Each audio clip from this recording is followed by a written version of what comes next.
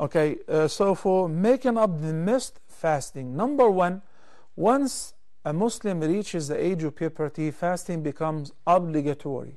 Before that, practicing is recommended, and you will be rewarded for fasting before reaching the age of puberty. But once the person reaches the age of puberty, then fasting during the month of Ramadan becomes obligatory. Similarly is the prayers and so on. So in this case, you estimate how many days that you skipped fasting during this time, or ever since you reached the age of puberty.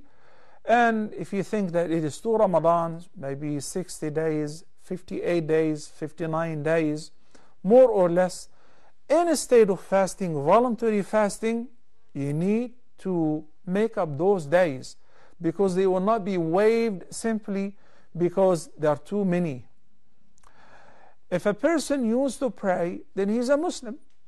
Then they must fast.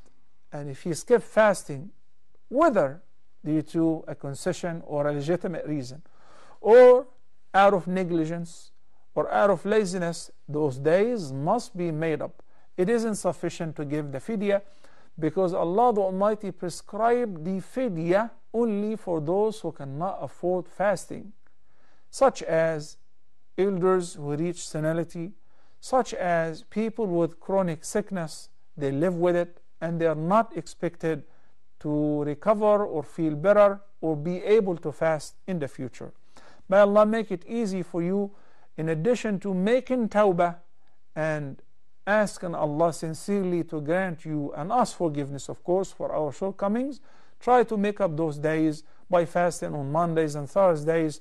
So this way you will get the virtues of fasting on these days, and meanwhile your intention is the qada, making up those days, not the voluntary fasting.